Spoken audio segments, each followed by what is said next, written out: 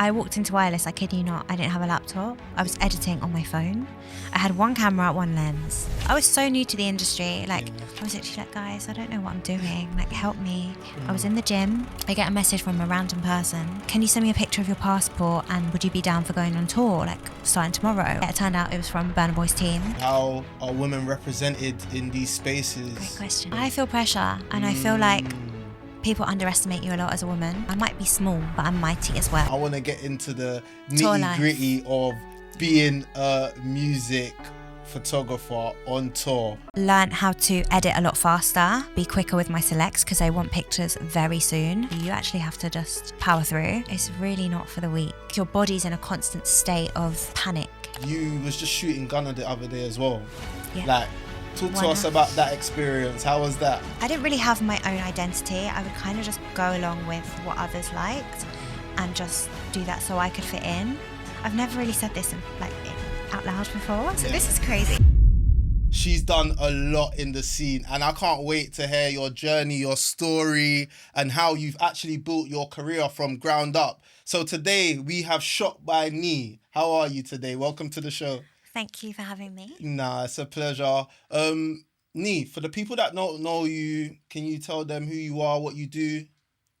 So as you said, my name's Nee. Well, Shot By Nee is what I go by. And I'm a music photographer, specialising mostly in live music. Okay. But I want to kind of move out of that. Okay. But we'll talk about that. Okay, sick. And before we get into all your experience, to the viewers and the listeners, what do you hope that they gain from your story? I hope that they gain a bit of knowledge into how the music industry is as a photographer, because I feel like that's not widely known. It looks very glamorous, and I want to make sure that I tell you the good things and the bad things. I like that. I like that. Very valuable. Okay, and before we start that, so we've got a game called Fred or Dead. So I give you industry trends, and you tell me if we're keeping it or we're killing it. So if we're keeping it... It's got a nice smile. Better than mine. If we're keeping it, you hold up the thread. And if we're killing it, dead. We're killing I like that. this. Yeah? Yeah. All right. So, posting every day on social media. Fred. Yeah. Why'd you say that? You got to stay active for work. What about quality over quantity? Do I do a Fred or Dead? No. Sorry, I'm saying in response to staying active, because if you're posting every day, for sure, the quality still has to be good. Okay, but you can do it. Okay. It's not a dead thing. Okay, all right, cool. I'm with you. Buying expensive gear early.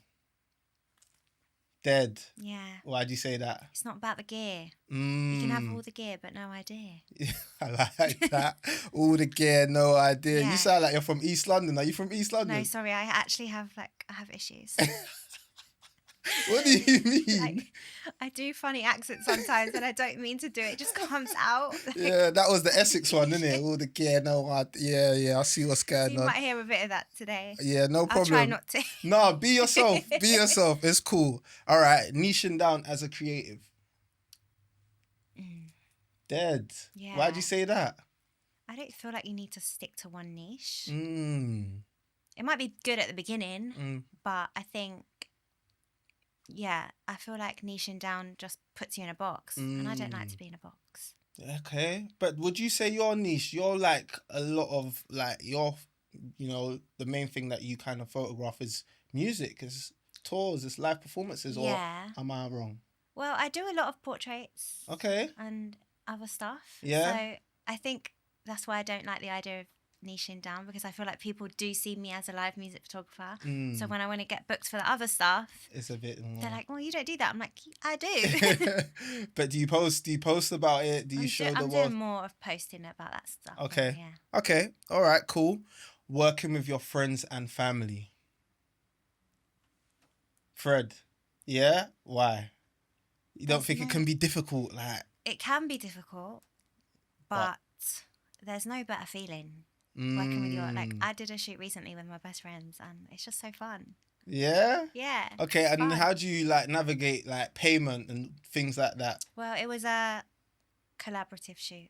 See what I'm saying? What about if it was a shoot that takes up a lot of your time and they require, like, they want fast turnarounds and things of that nature? How do you go about that?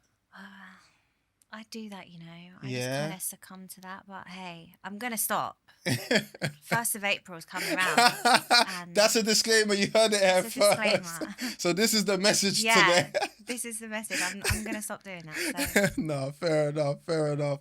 All right, using Instagram as your main platform. Do you know what? Because I do it, I'm going to have to say Threads. Yeah. Yeah. What, you don't think website, TikTok? I don't get a lot of work through my website. I get a lot of work through my Instagram. Yeah. So for me, it works. Okay. Like, we're in that era now, and the people hiring us are younger. Yeah. Like, more people are looking at your Instagram, even like record labels and stuff. Yeah. So, yeah, for me. Fred, I'm with you. AI editing tools. Oh. Can I do both? Nah, you can't sit on the fence. We're not sitting on the fence. We're committing. I'm going to say Thread. Yeah. Because I love an AI generative remove. Like, it's the best thing. And denoise. And denoise, exactly. Yeah. The denoise is it's necessary. Key. Yeah, so it's necessary. I have to thread that one. Okay, cool. Shooting on film in 2026. Yeah. Why? All day long. If it wasn't so expensive, I'd do it every day. Yeah. But film is just something that we cannot let die out. So keep shooting on film, people. Keep shooting on film. Yeah, I'm with you. And last one, clickbait titles. Why? I hate clickbait. Why? Because I fall for them. And it really annoys me. And I just wasted 2 minutes of my life. Like, just clicking listening to nonsense. Yeah. Okay, cool. Thank you for that. Appreciate that. All right. That was cool. Yeah, you enjoyed that? Yeah. Good. Nice little warm up. You know what I mean? Literally, I do the same thing. Yeah. Before we get into your whole experience on tour, I know you must have some crazy stories, and I'm not sure how many you will share, but hopefully we can share a few. I want to take it kind of back to the beginning of your story. I mean, what are the key things about your childhood, your upbringing, in terms of, you know, the culture at home, the area you were raised, that kind of define the woman that you've become today? Yeah, that's a really good question. I grew up in... So softly I was spoken. born in London, actually, Yeah. and I moved around a lot as a child. Okay. So I actually lived in Russia till I was 4. What was the... Well, Why? I don't really remember. Okay. So I can't tell you much. Yeah. And then I moved to Leicester and then to Loughborough. Okay. So I grew up in Loughborough, predominantly like in a very white area. Like there wasn't a lot of South Asians. There was only a couple in my school. Yeah. And I feel like, I always felt different. Because you do, don't you, when you're like in that kind of area. Yeah. But I never knew that I wanted to be a photographer, and I never knew that this is what I would do. Like, I never knew what I wanted to do in the first place. Yeah. But my school was very much like, oh, you got to do something academic. You got to go to uni. Like, we didn't have photography at school. We didn't even study photography. So yeah, how did it shape me? I'm like, it shaped me. If you moved around a lot, you know, Russia, then Loughborough, I'm assuming those kind of, like, even the reasons that you've had to move around, you know, how's that impacted yourself? Yeah, I think we moved around a lot because my parents just had different businesses. Okay. So in that respect, I've got like a lot of business acumen from them, and That's very like important. I've always wanted to have my own business in some sort of way, because that's what I saw my mum and dad do, and they've been successful in it. So yeah, they inspired me in that sense. I think that moving around a lot, I don't really remember a lot of it because I was younger. So I don't think it really affected my adult life. Yeah. But I did feel that I don't really know where I belong, where I fit in, because I didn't really fit in at school. It was only when I moved to university where I actually met people from different places and different cultures, where I finally thought like, okay, I found my people now. Like I kind of know who I am a bit Yeah. more, whereas before I didn't really know. What's your heritage? I'm Indian. Okay. Yeah. Have you ever been? Have I been to India? Yeah. Yeah. I've been when I was younger. Yeah. Again, not really times I can remember, Okay. but I was born in England, so yeah. Okay. And you mentioned that your parents had businesses. What type of businesses was they in? So my dad did a lot of different things. Like he used to have a restaurant, he used to have a nursing home, Okay. and then he had a hotel. Wow. So, and he was trained as an accountant. So, Oh, wow. yeah. So he's a proper businessman, like proper trying to diversify the Yeah. portfolio, different things, making his For money sure. work for him. Yeah. Okay. And what are the key things that you've kind of learned from, a business point of view that you've applied to your business? I don't think I learnt the lessons that my dad being in business probably taught me, because he was super kind and like giving to people, and he would always like help people out, but also get shot in the foot because of doing that. That's a lesson though. Yeah, it's a Because lesson. but you've learned that how he conducted himself didn't actually work. So you was able to see that, because if you didn't see that, you might have followed the same. That's what I'm saying. I kind of do let people get away with a lot. Oh. In the same way that he did, because I always like to try and help people, and I feel like I haven't learnt that lesson, but I know I'm doing it, and I'm like, that's why I said this year, I'm gonna try. I turned 30 last year, and I'm like trying to like change my ways and be not mean, but a bit more firm, and like to stand on business a bit more. Setting boundaries. Yeah, boundaries are that's the important. You need to set boundaries, especially as an adult. Nah, it's so important. Otherwise, you'll lose yourself. Like especially like as a woman, when you have a family. I don't know if you've got children or anything, but when that now comes in, if you can't set boundaries, how are you gonna look after the most important people and pour into them? So it's important to get that practice early, girl. Yeah, all right. Thanks for the therapy session. That's it, done. Otherwise, I'm gonna start charging.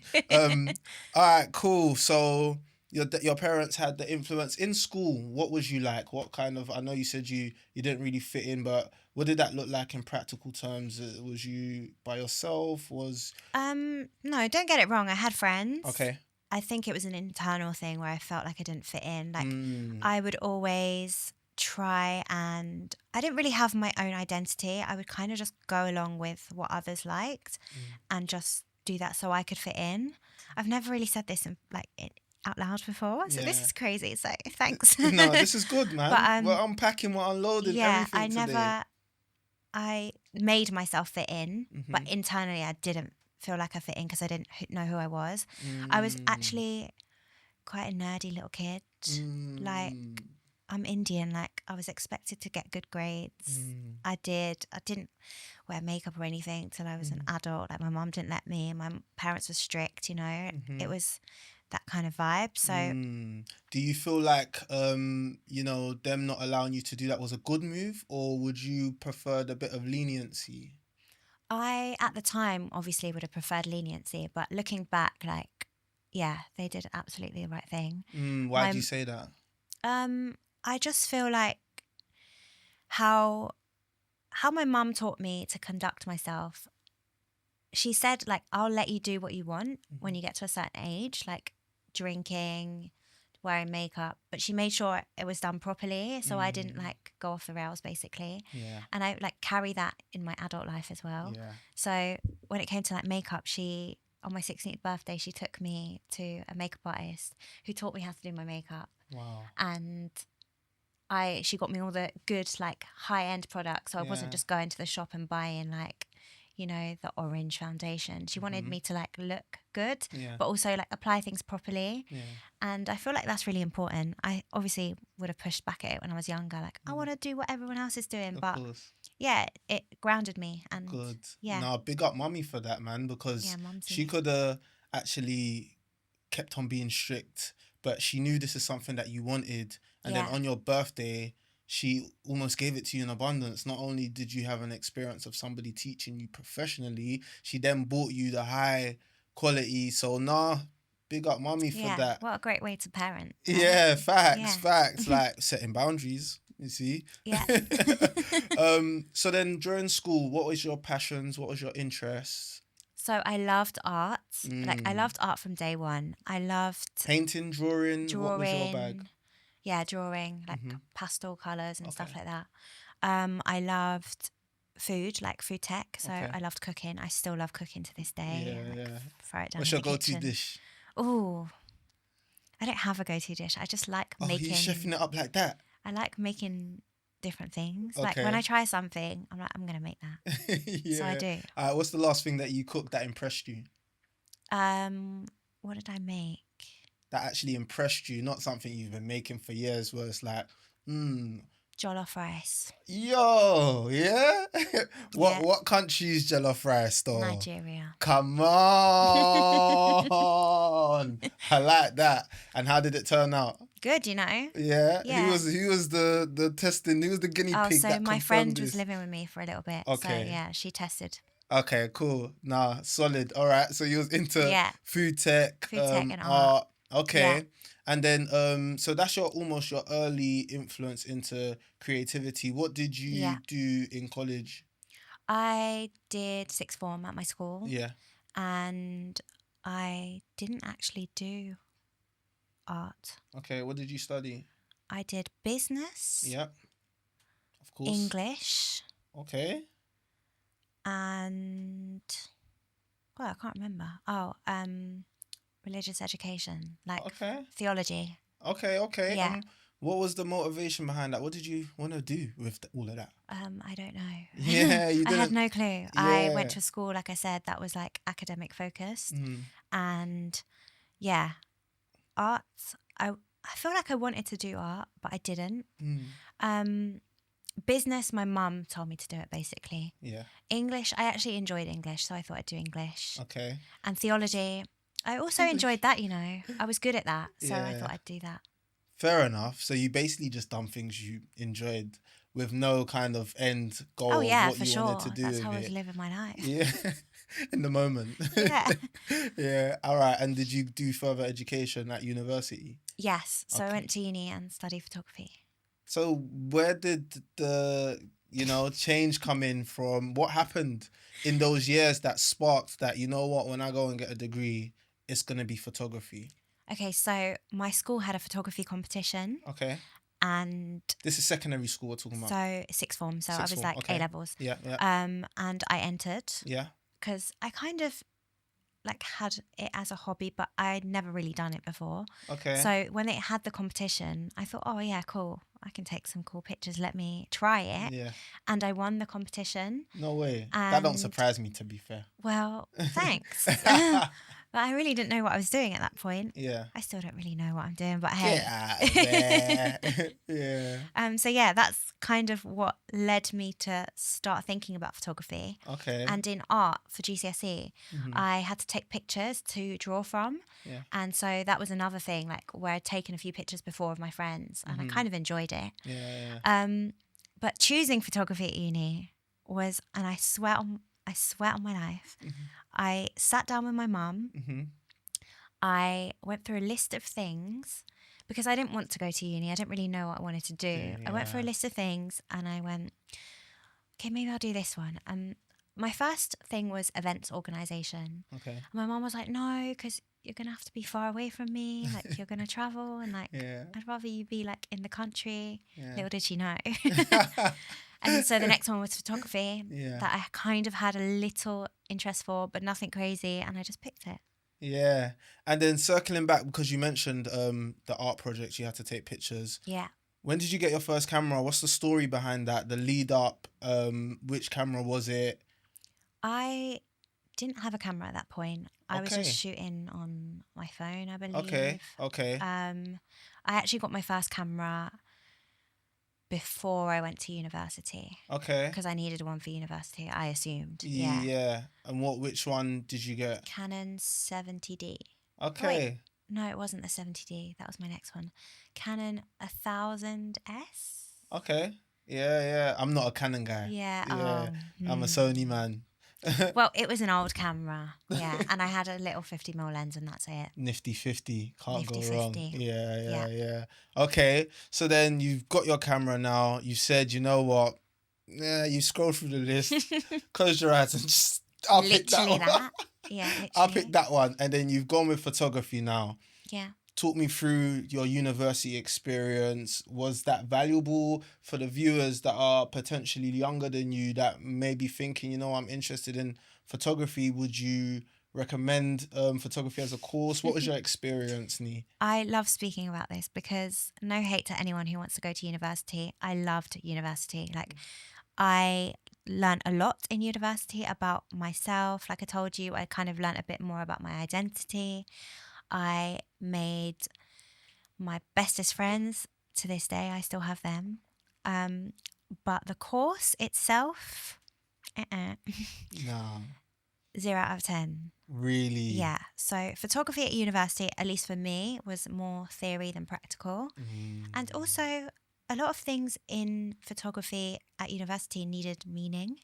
And you can't just take pretty pictures. Like, they needed to have some sort of like thing behind them. Yeah. And I really didn't click with that because I just wanted to take cool pictures and I wanted to learn how to use my camera. Little did I know I wasn't going to learn how to use my camera. They're teaching you about old photographers and how literally, they exactly done their that. work. There's all the history, isn't it? Yeah. So the theory behind photography, like I had a whole dissertation to do, you know, it wasn't just practical. So yeah, it wasn't for me. For Okay. someone that wants to do more art kind of photography or like more stuff that has meaning and conceptual photography, maybe it's somewhere you want to go. Yeah. But I wouldn't say it's necessary. Yeah. So going back, if you had to do it again, would you have gone and done uni? Would you have gone and studied photography, or do you think you would have picked something else? I probably would have gone to uni again to Yeah. study something else. I don't know what. Yeah. But say I wasn't a youngster now, Yeah. knowing what I know, I wouldn't go to uni. At all? Yeah. Okay. It just was good for me because I was a shy person. Like, I'm still quite shy. Mm. But it brought me a lot of confidence. Okay. And it helped me find myself, as I keep saying. Yes, So, yes. yeah, that was the main aspect of uni for me. Fair enough. And I feel like uni does that. I feel like Yeah. before uni, you don't really get to explore what adulthood is like. That's almost your first taste of adulthood, like, because where was your uni? What was Nottingham. Nottingham. Yeah, That's kind I of lived close out. to Loughborough, no? Yeah, it was close, but I still lived out because I wanted that experience. Yeah. And I wanted to like be an adult and cook for myself and, you know, all of that so stuff. valuable, Yeah. valuable. And also just getting outside of that environment that you've known all your life, like Literally. it really does open your mind. Like I always say, like uni changed it honestly changed my whole life. For real. Like I actually met people and I thought, oh my gosh, there's people like this in the world. Whereas before, Exactly. because you're just surrounded by everyone that you know and your norms is your norms, it's like it keeps you kind of boxed in. Exactly. Okay. And during uni, you've had your camera. Are you doing any freelance work? Are you doing anything with your camera outside of the course itself? Not really. It's just gathering dust on the side with a nifty 50. Yeah, How sad. I know. I really was just there to party. I'm not gonna lie. yeah. That's when I come and feel. I was living my uni life. Like Yeah, I wasn't really focused on studying. Yeah. Sorry, mum, if you watch this. No, But yeah, I was fair. partying, Yeah, making friends. enjoying and discovering yourself. Yeah. Yeah. Okay, so you've graduated. Yeah. Talk me through your kind of photography journey. Once you've graduated, what did you think the plan was? What did you want to do?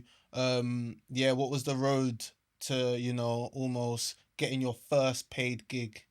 Okay, so there's a big gap in between when I graduated and when I started photography again. Yeah, let's go through it, Nee. This is what we're here for, the tea. The tea. The tea, Yeah. give it to us. So after uni, I actually fell out of love with photography because I was like, you know, I can understand that. this is not for me. Like, I can- don't know what I thought I was I doing. can understand that. Yeah. Yeah. And also not knowing like what photography could be. I kind of just thought it's what they told me at uni. So like, I didn't know where in my career it could take me. So I was just like, yeah, I'm not going to do that. So I went and stayed at home with my mum again, worked in a fish and chip shop. Okay. And then a year later, I decided I was going to go traveling. So I went traveling for like 3 to 4 months. Okay, where did you go? South Asia. That's elite. What Yeah. countries did you visit? All of them. Let's touch on that experience, because that's one thing that like I'm like that I didn't get to do, like you know, visiting all these countries and just living away abroad, like where you got no responsibilities, nothing. Yeah, so talk to me a bit about that. What was that experience like?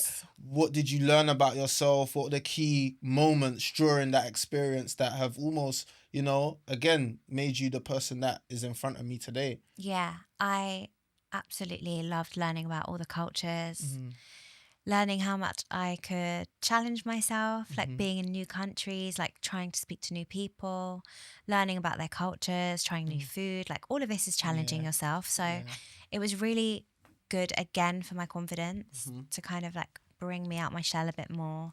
Because if you had seen me in school, like I was a different person to I am now. Like people at school probably don't recognize me now. Wow. So yeah, it was just amazing. It was freeing. It was like, that was probably the first time I realised I don't want to work. That you don't want a job. I don't want a 9-to-5 job. But yeah, mostly it was just fun. Like it was just let your hair down, see new things. I fell in love a little bit with taking photos again. Okay. In terms of like being able to, I was just taking photos on my iPhone, but yeah, I was just taking pretty sunset pictures. I feel like that's a skill as well. A lot of people, like we said at the beginning, it's not always about the gear. Yeah. But yeah, I didn't pick up a camera. I was just kind of like just snapping here and there. But again, like I said, it was really just about letting my hair down. Yeah. The first part of my life was really just enjoyment. Fun and just enjoyment. No work, just enjoyment. Yeah, that's how it's supposed. Yeah, why not? That's how it's supposed to be, man. When you're young. Actually, I feel like we grow up too fast nowadays, man. 100%. Like kids don't get to enjoy like the way they're supposed to. Literally enjoy your life. It's gonna come around fast. Hey, listen, does it? And then which was your favorite country out of all of the ones that you visited? The Philippines. What separated that? It was just so beautiful. Like, and when I went, this is over 10 years ago now, so it's kind of untouched by the travelers. So the people were lovely. Like it was not the best infrastructure, but everyone was so lovely. The country was beautiful, or the island, should I say, because there were so many islands in the Philippines. And the water, I just can't, like, I've never seen water like that. It was so blue. Yeah, so blue. Mad. Have you been back since? No. Oh, okay. All right, cool. Yeah, I really want to go again. Yeah, all right, that's cool. And then that kind of re-sparked that love for photography again. All right, and then you've come back from traveling. Yeah. What was going on? So quite soon after I came back from traveling, I moved to London. Okay. As I kind of thought, okay, I kind of want to get into e-commerce photography. Okay, and what was because that's key. Why did you decide to move to London? So I was finding that in the Midlands, like there wasn't really a creative scene. And also like I was just feeling flat in terms of creativity. Okay, and then I'll rewind again now. So how did you know now? What was that moment where it's like, all right, cool, I want to be in the creative scene? Because you fell out of love for photography. You went traveling, you was taking pictures with your iPhone. But what was that moment where it's like, you know what, I actually want to be amongst creatives. I want to be in the scene.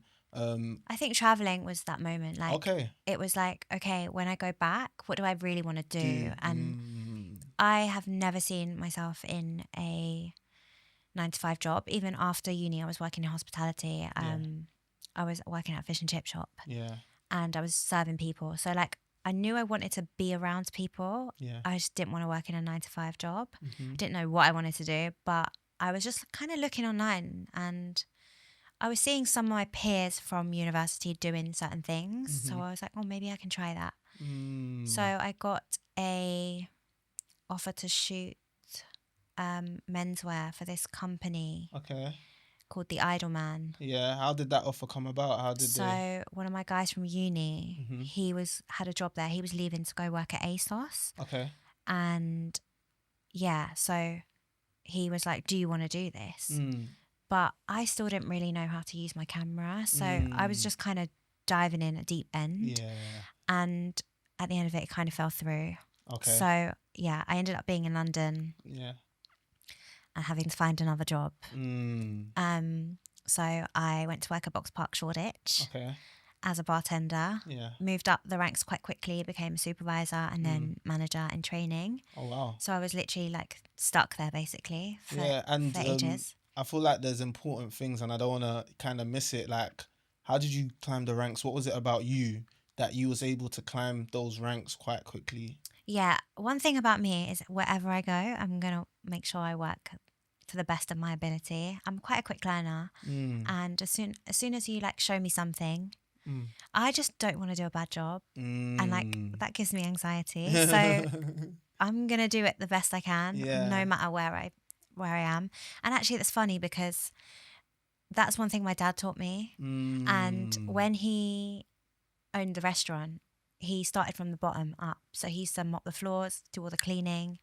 He basically went through every job. Stage, yeah. Just so he could learn. Because he said to me, I don't know if he said it to me or my mum, but I remember this. He said to me, like, you need to know all of everyone's roles, every aspect of the business to run a successful business. And there's no shame in starting from the bottom and working your way up. And that's how he got to where he was. So yeah, I guess that's one thing I learned from there. Yeah. So yeah, it was great. And that skill has obviously like translated into your photography because, you know, having that feeling that I have to do this to the best of my ability. Yeah. And that's why it's important to go through this because people might just see your photography and see how great the work is, but they don't understand, you know, the reason why. It's because you're meticulous. It's because, you know, no matter what. And that's the thing. You can't try and be a certain type of way in one aspect of your life and then think you're going to do this and you're going to have a different result. Yeah. It's important how you carry yourself in every aspect of your life because it's a mindset. Literally, it's a mindset. Yeah, it's different to just focusing on that act. Yeah. Okay, so that job fell through. And then, okay, you've done Shoreditch, you've climbed the ranks. You said you were stuck, but clearly not because you've been on tour with Burna Boy and everybody. So, you know, what happened from, you know, climbing those ranks at Shoreditch? Was you still doing any small gigs? Was you still doing anything with your camera behind the scenes? Like, or was you just work and home? I didn't have time while I was working. I was doing 60-hour weeks. Like, it was a lot.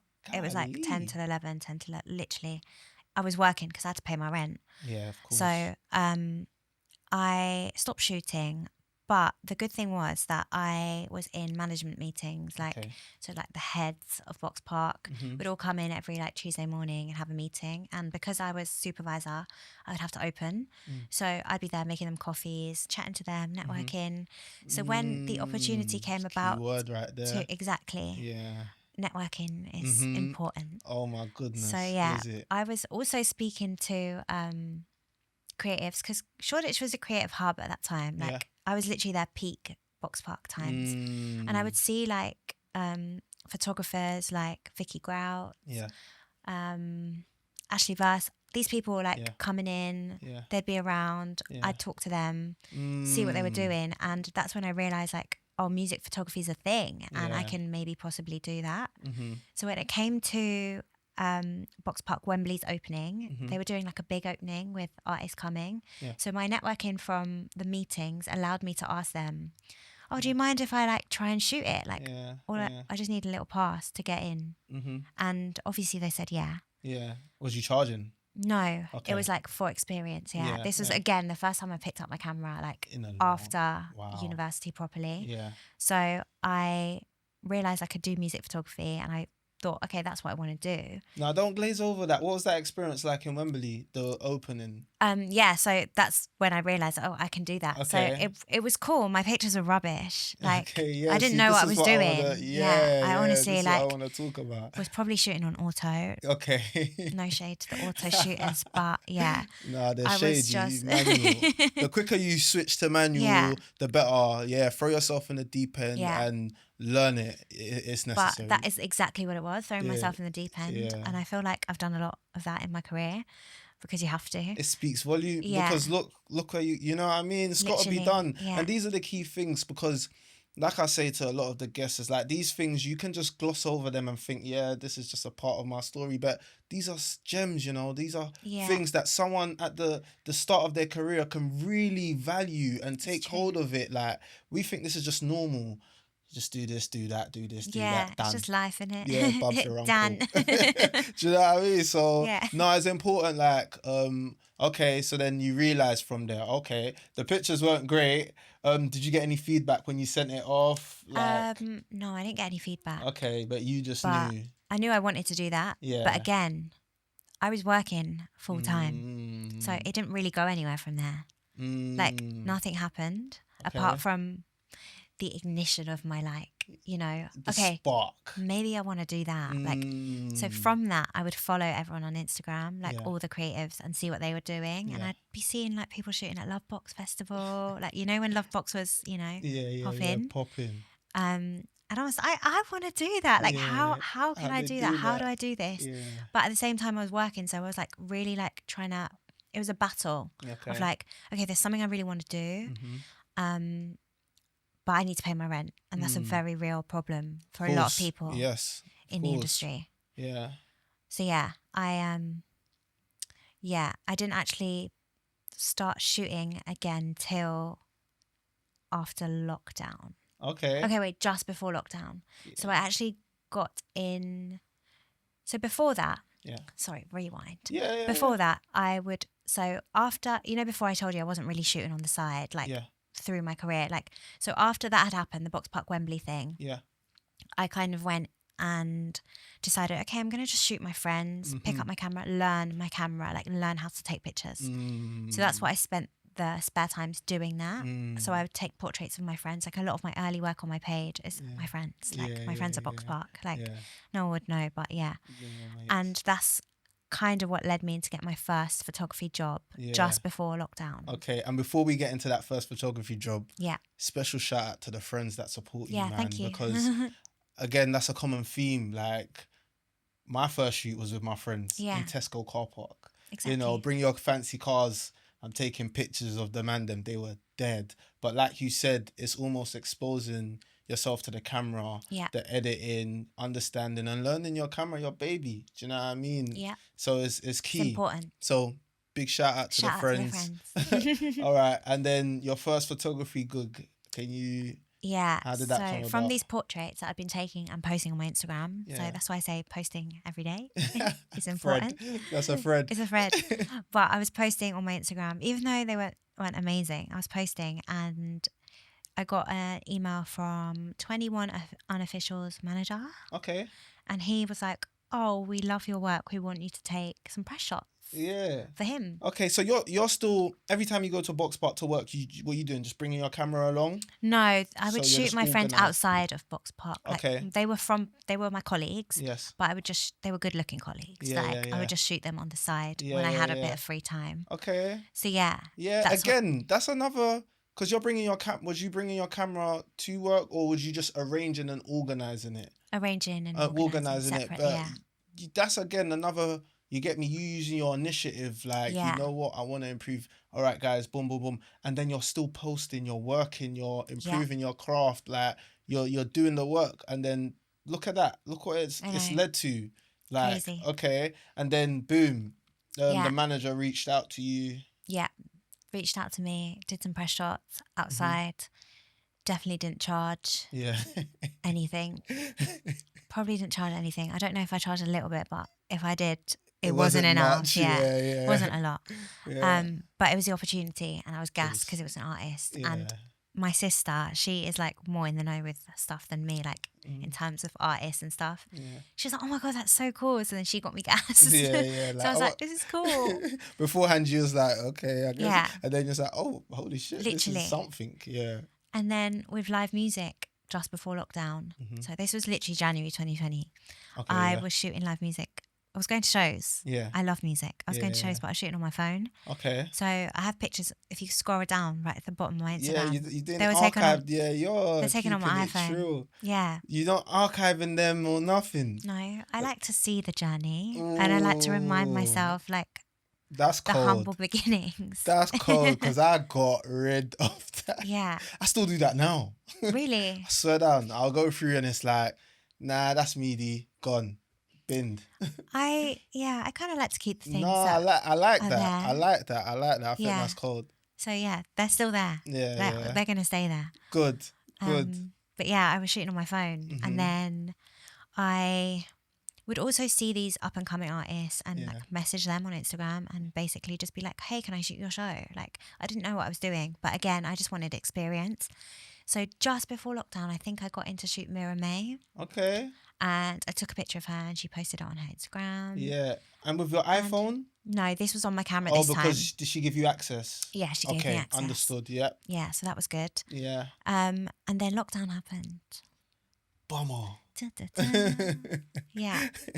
And I moved back to Loughborough with my mum. Okay, but that gave you almost a little glimpse of what it could be.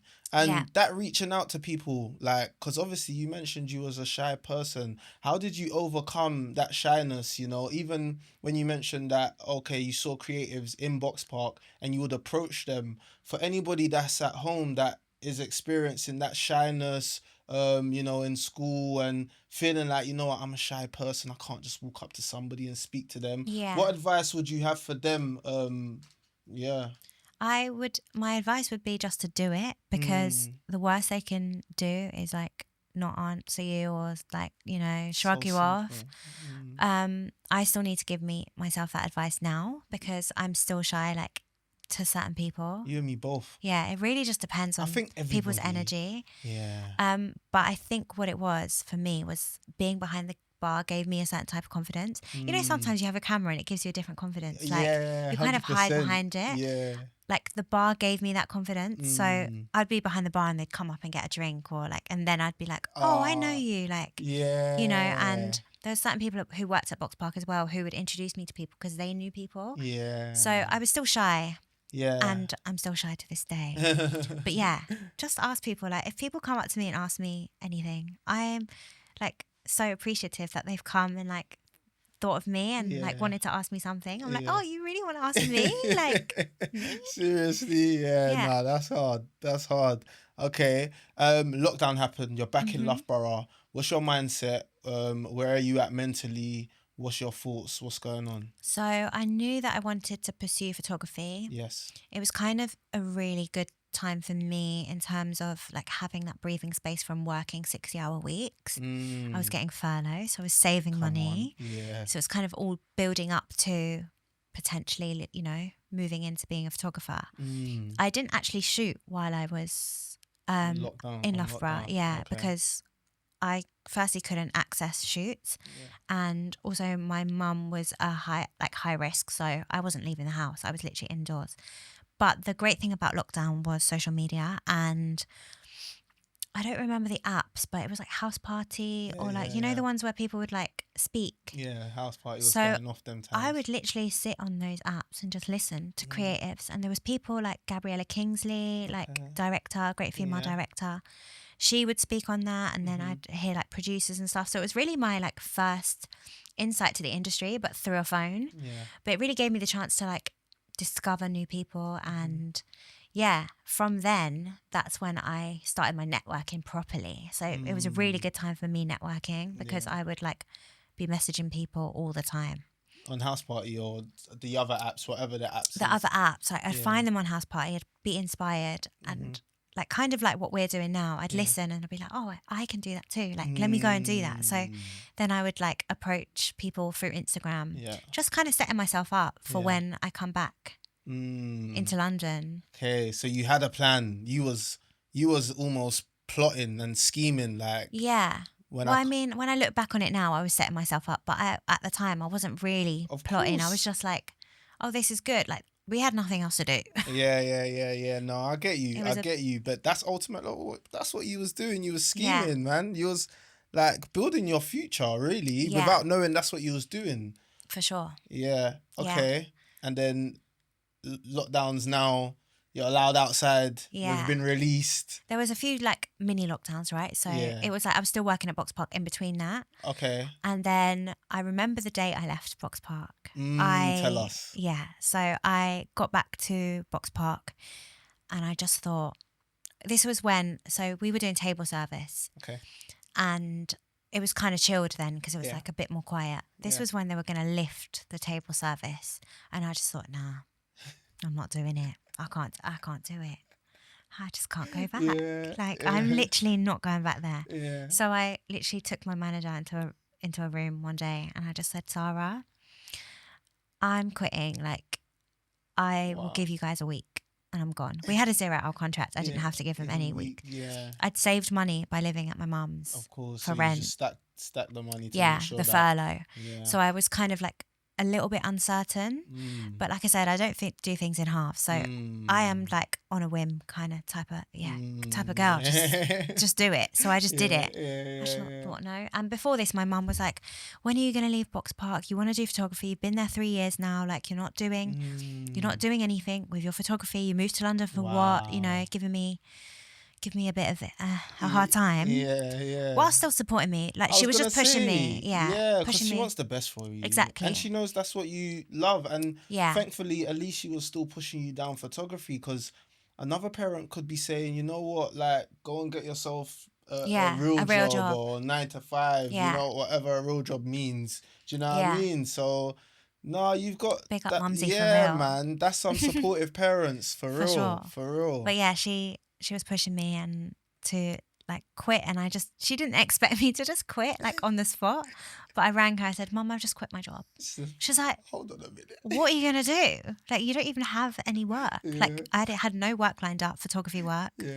And I think that was really like the driving force for me to like really get into photography. And I was things like, weren't even bubbling as well. This is quit. Like I just quit. I don't recommend doing that, by the way. But this is your story. But I'm someone that works better. Like I think it just was like, okay, if I stay at Box Park, I'm gonna keep making excuses. This gives me no excuse. I was like, try it out. I had a bit of savings, so I was like, okay, I'm good for a little bit. Let me see what this can do. And I got my first professional like job as being a freelancer like a couple weeks after. Okay. What was that gig? I was on set of a feature film. Sick. Yeah. Behind the scenes. Yeah, doing like unit stills. Okay. So someone had actually recommended me. So all this networking I was doing and the pictures of my friends I posted on Instagram obviously had made an impact on someone enough, so they recommended me. Hard. So then I shot that. I did that for 3 weeks. Okay. It was a horror. Yeah. It was fun. It was long nights. Yeah. I really realised what the industry was like for the first time. What were the key things that you learned from that gig? People hate behind the scenes photographers. Like, move out the way. BTS, get off set. Yeah. Oh, I learned that. I also learned how a set works because I'd never been on set before. I learned what a producer was. Met producers, realised how key they are to us as photographers. And networking. I made so many new friends on that film set. People I work with to this day. Sick. People who have got me on multiple jobs just from that one opportunity. That's so cool. that really just kickstarted everything. Okay. And I assume you didn't do that for the money. That wouldn't have been paying that great. It didn't pay great, but for me it was great because you just left work. I think it was like £150 a day. Okay. For 3 weeks. Yeah, that's exactly why. So like I knew I just quit my job. I was like, this is a great like amount of money I'm going to make in a short time. Yeah. And you know, I wouldn't make that in a day at Box Park. So you're taking it. And you're actually doing something that's building you to what you want to do. Okay. Yeah. So from that gig to then, you know, shooting your first that kind of music tour that made you feel like this is happening. What's the journey? So from then I met a lot of producers and my network that I built through lockdown. I was just messaging people, can you bring me on set? So I was doing a lot of behind the scenes music videos. Okay. kind of like gearing into the music side of things. Yeah. Knowing that's what I wanted to do. Okay, and that's the angle. Why music? Why not? Because I love music. Commercial? Okay. Yeah. And for me, it was fun. Fair enough. Have you realised that my whole life I just want to have fun? It was fun. That's the theme of the story. Literally. Like, I'm just trying to be lit. It was cool. Like, yeah. cool. I get to see my favourite artist. Like, that's cool. Yeah. You know? Okay. And my love of music, my love of photography, like combined, perfect. Like, what more do I want to do? Yeah.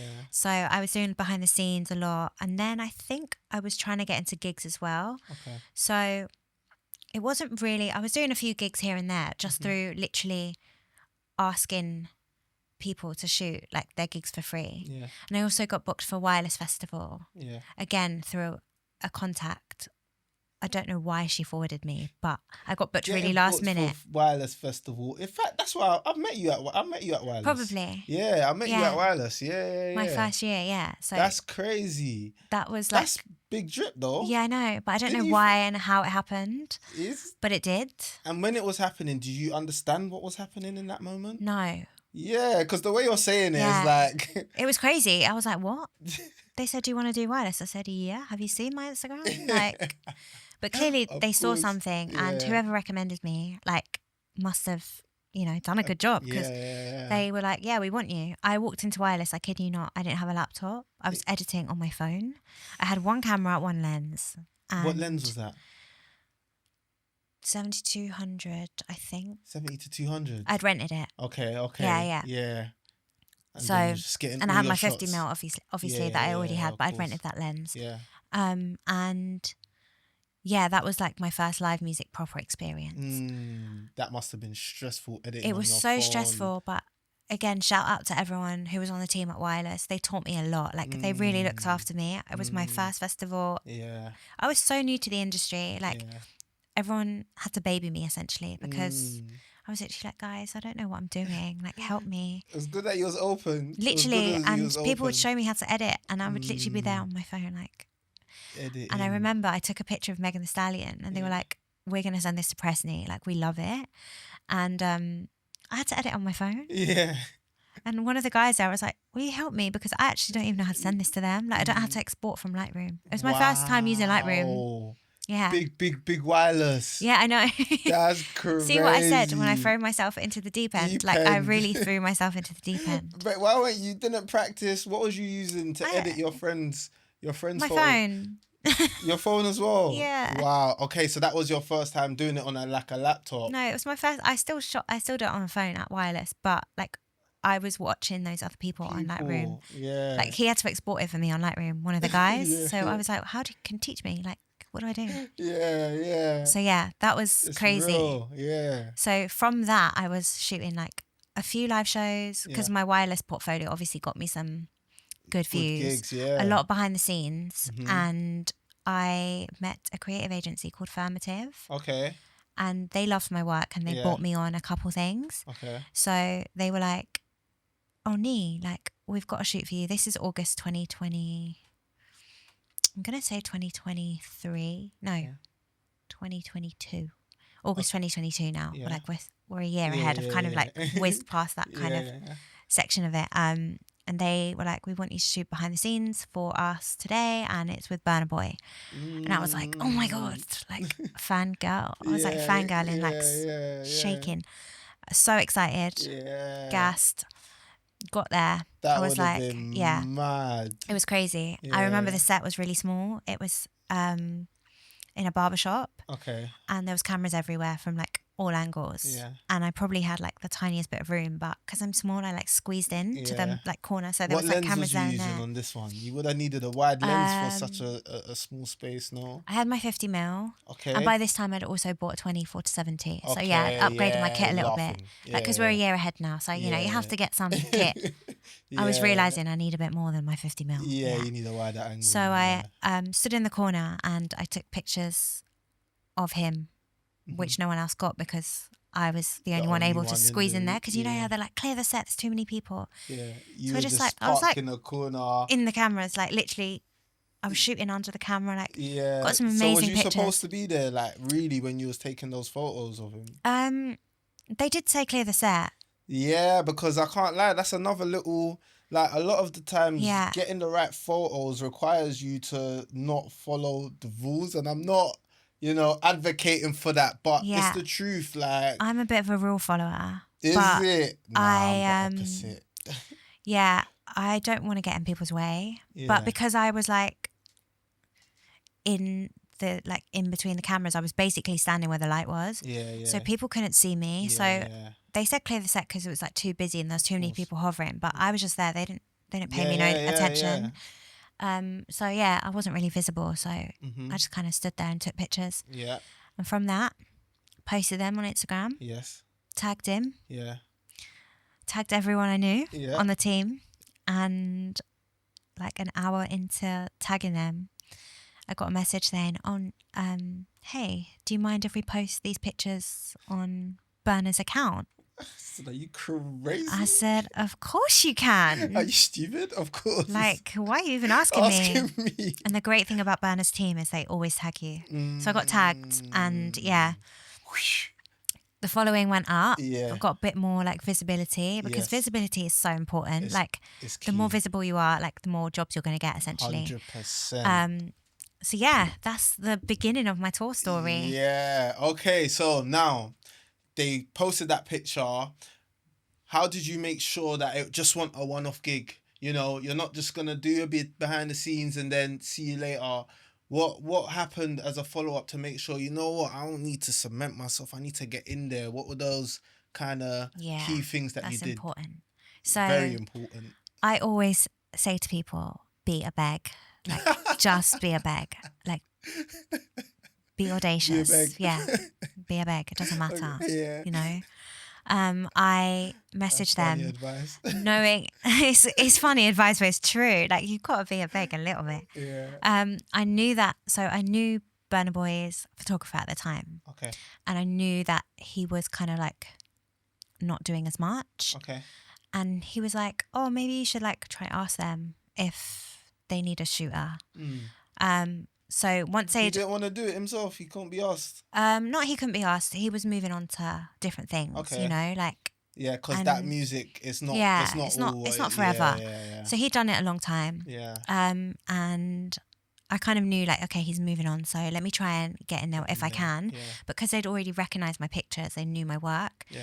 I sent them a message and I said, would love to. Oh wait, no, I didn't actually send the message.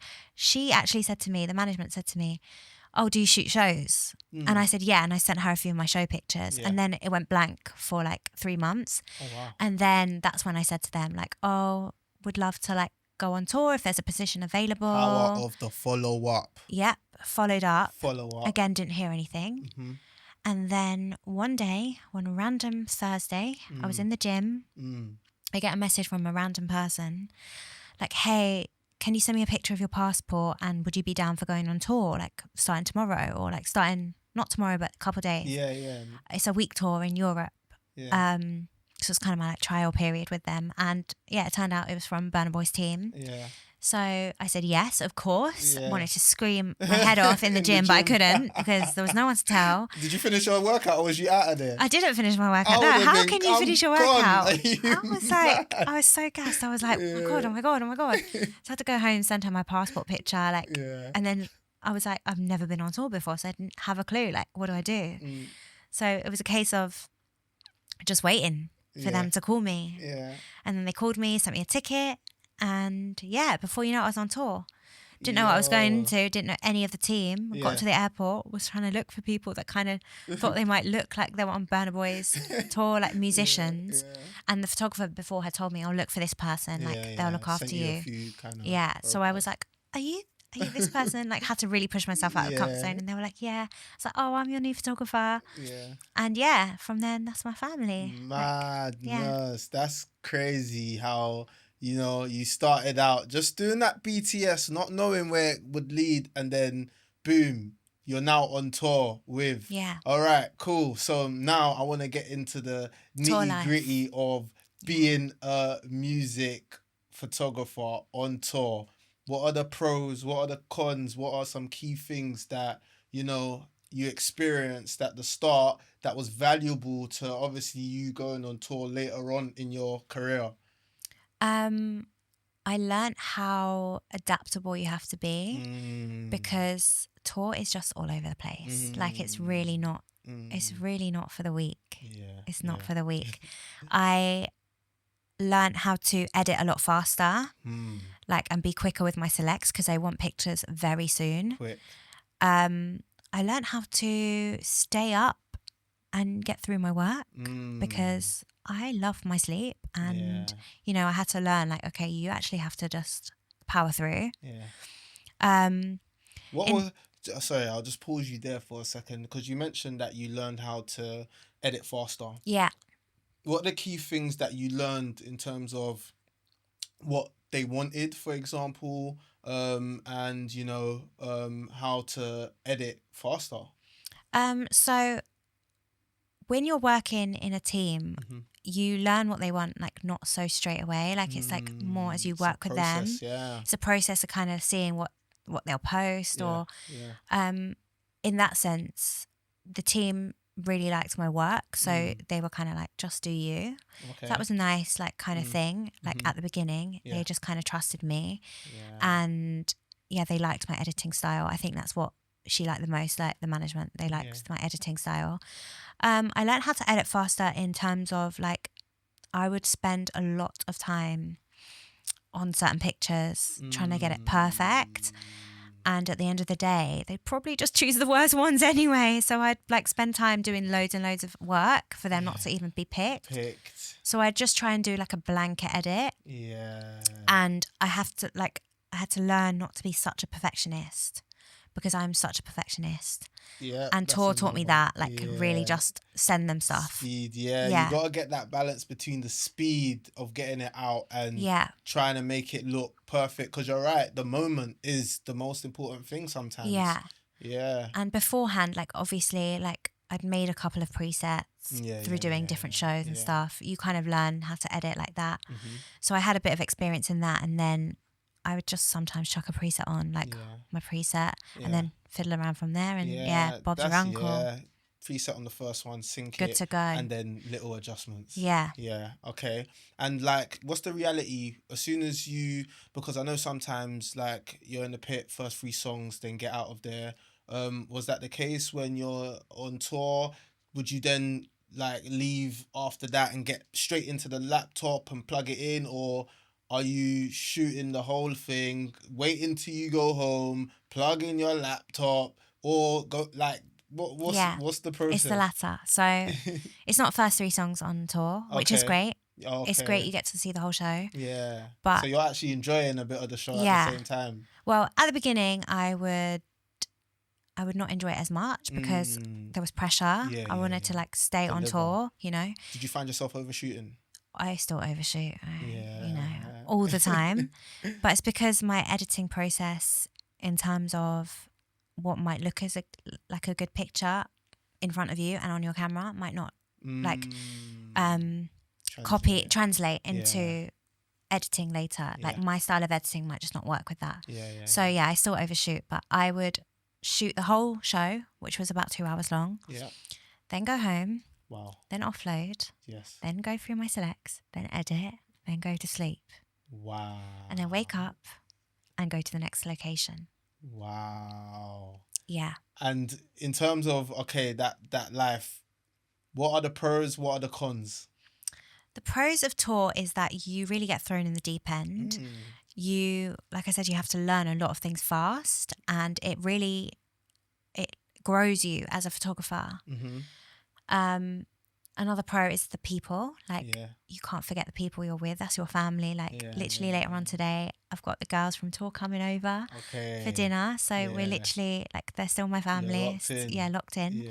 And the cons, like, it is so physically and mentally challenging, like, to be on tour, to not be in one time zone, to be living out of a suitcase, to not have all your, like, things around you that are, like, comforts to you. Like, that's so difficult. Not eating properly, not sleeping properly. Like, you're in a constant, like, your body's in a constant state of, like, panic Yeah. in a sense. Yeah. Because your anxiety levels Yeah, are just quite. stress. Yeah.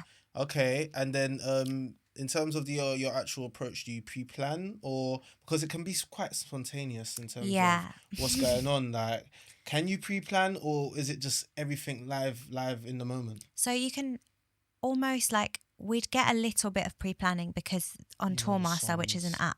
Oh, you mean for the show? Yeah. Oh, okay. But you can talk about what you was gonna say. Oh, so I meant for like tour in general. Yeah. Like pre-planning, you can kind of like anticipate where you're going to go, but things also change. Yes. Like shows might get cancelled, your flight might get cancelled. Like there's certain things you can't pre-plan. Yes, of course. So yeah, it was, you can't really pre-plan. For the shows you can though. Like once I was on tour a lot, I learned like, okay, he's going to jump here. There's going to be pyro here. Yeah. So like once I've done the first couple of shows and I know, I'm like, okay, this song, he's going to fly kick and I'm going to be there and I'm going to get it. Yeah. Like I know exactly where to be. So that was a good thing about touring. Like you get to see the whole show through and through. Okay. Nah, that's dope. And like I feel like that experience is actually quite crazy. Like from you not knowing to like that you want to do photography to then you thinking, you know what, this is something I want to pursue, and then ultimately touring with the biggest artist that Africa's ever seen on and in the planet. Do you get what I'm saying? He's one of them. You know what I mean? Groundbreaking stuff. Like it's crazy. I can't believe it happened, honestly. Yeah. And because again, you was just shooting Gunna the other day as well. Yeah. Like, talk to us about that experience. How was that? So I actually got contacted by a member of his team, his photographer, and he asked, come down, shoot. Yeah. So I was like, of course. Yeah. I'm going to shoot. Like, I did the show for free. Yeah. I think that's important to note. Yeah. Because a lot of people think I'm booked and busy and I'm not shooting for free anymore. Yeah. And I really try and limit my free work. But when it comes to like certain shows and I know the production might be good or, it's going to give me visibility, which it did, like great visibility, got loads of new followers from it. Yeah. I said yes to it and it was a great experience. Yeah. Not my favourite because I'm not like the biggest fan of his music. Yeah. Like I'm not a fan. I'm just I don't listen to it. Yeah. Artist, yeah. But the production wise and shooting in a big arena, like it's good practice. Yeah. I was a bit rusty. Yeah, put your dust off the boots. Yeah, literally. Get them back on. Not done a show in a while. No, that's cold. That's cold. And I mean, in terms of like when you're in these environments, in these spaces, how many other women do you bump into? How are women represented in these spaces? Great question. There's not a lot of us, and I was shooting with one of my favourite shooters, Janae, at Gunna, and it was really nice. I was saying to someone the other day, it was really nice that I was on a team, like I had another woman with me, because it's really, really rare. And you don't see a lot of women in the industry in general, not just in music photography, but in the creative industry, like in terms of photography, videography. Like, there's a few more now, but it's still quite rare. Yeah. And it was great to be with her. I find that I did Odile on Thursday, and I was with a team of like 5 men. Wow. So it was just like, that's the reality of the situation. And in those kind of environments, do you feel like a lot of pressure to almost perform or prove yourself as a woman, or no, is it just I'm gonna just do my thing? I feel pressure, and I feel like people underestimate you a lot as a woman. Yeah. And I really don't mind being underestimated, because it gives me that like drive to be like, you know what, I'm going to show you what I can do. I might be small, but I'm mighty as well. Jeez, tell them again, you crazy. I can do it. Like you probably, and I love people think that I'm just like unsuspecting. Like I like to surprise people. Especially new people, because people that know me and know my work, they're always like bigging me up, and I appreciate that so much. But when I meet new people and they meet me and I'm quite quiet and work yet. Like in the pit, I'm not like running around like a headless chicken. I'll be chilling. Like I'm gonna get some shots. I still overshoot, don't get me wrong, but I'm not like you know, people are like running from this side, running from that Yeah. side. I just chill. And yeah, I love that aspect of it. Okay. And I mean, as like industry, what do you think we can do to better represent women in the creative space? I think hiring more women would be a great start. Of course. I know there's not a lot of women to I know there's not a lot of women to choose from. But also like more spaces where women can learn. And I try and do that. I try and bring people on shoots with me and try and open up that. Do you feel the pressure to like open doors for other women? Yeah, I do, because you're in these rooms. I'm in the rooms and I didn't have that.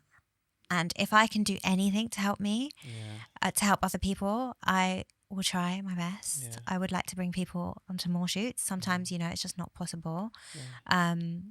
But when I can, I will. Because I mentioned Gabriella first when I was talking before. She actually was one of the women. And a producer called Addy Alpha. I don't know if you know any of them, but they're both great women, and they put me in rooms, and they still put me in. I know who you're talking about. Yeah. And they still put me in rooms to this day. And sick. If they hadn't have done that for me, like I wouldn't be where I am.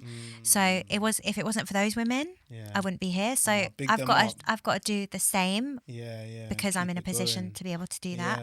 But I do feel pressure. Yeah. But that's a key thing. Like what you're saying is being conscious that, you know, you have to open the door for women, and I guess us men, and it seems like you've been very blessed to come across men that are not insecure or feel a type of way about bringing you on jobs, and we need to do more of not that. Always. Not always. Naturally, because even us men, we don't get all the opportunities. No, either. Of course, yeah. And with all the experience, all the artists that you've shot, like, what's been your proudest moment, like, where you felt, Nee, I actually just did that? I think it was with Burna Boy being on tour. Yeah. There was one particular show that will never leave my memory, and it was in Paris, and it was one of the like bigger shows, the first bigger show we did for Love Damini, and I took some pictures from there, and I just love them so much, and I thought, wow, you did that, girl. I said, you know what, you're actually sick. You're like cold. Yeah, that's when I first that. thought like, oh, that's you. Is that you? Yeah. Gave yourself a pat on the back. Literally. Yeah. But that was like the first time, and that was like nearly a year after being on tour. So, you know. That's dope. And I mean, like, as we bring things to like a close, like, if the younger Nee could see you now, you know, the one that didn't know what she wanted to be, what she wanted to do, just looking for litness and enjoyment and fun, like, what do you think she'd say to the Nee that's here right now? Oh, she'd be so proud. Wow. Yeah, and she wouldn't believe it. The little me would never, ever, ever have thought I'd be where I am now. Wow. Or in the rooms that I am. Or even like being here, like doing this podcast, you know, it's a big honour. And like the little shy Nee. Yeah, she just wouldn't even, she would be so proud of her. And you should be proud, Nee, because you've done some amazing things. Like, your pictures are cold. Like, you've got an eye for this. You've got a real talent, a real gift. Like, I hope you know that you're truly blessed to be able to capture what you're capturing. And I don't think you take it for granted. I feel like you're appreciative of your skill, which is important as well. Like, you're very down to earth. You're easy to talk to. And I can tell these are the things that are going to take you even further than where you currently are. Yeah, so, I hope so. Thank you for coming on the show. And one of the things we do before we wrap up is we get our guests to teach the audience something in 60 seconds. So this could be a random gem, a life hack, an industry insight, anything that, you know, might have been on your head recently. So give us something. Okay, so this is my little hack for setting goals. So goals can be really overwhelming when you set them at the beginning of the year, to set them for a whole year. So my life hack, and I do this now, and I need to set my new ones, is I break the year into quarters. So I do every quarter. So then I break my goals down. So say you want to like shoot in the studio a certain amount of times. Instead of saying, I want to shoot in the studio 20 times this year, I'll say, okay, for this quarter, I want to shoot in the studio 3 times or 4 times, or I want to shoot a roll of film in this Yeah. quarter. And it actually helps you to get the goals done because it's like smaller goals. Yeah. And then by the end of it, you've reached all your goals. I like that. That's a good Yeah, one. it's That's a good one. That's my little hack. I like that. That's cold. Well, guys, you've heard it here first, man. Break down your goals. You don't need to just always plan and look at long-term things. To achieve the long-term, you know, you got to make the short steps in the short term. So if you found value in this conversation, like, comment, subscribe, because there's plenty more gems that will be dropping. This is the Creators Thread, and we're out.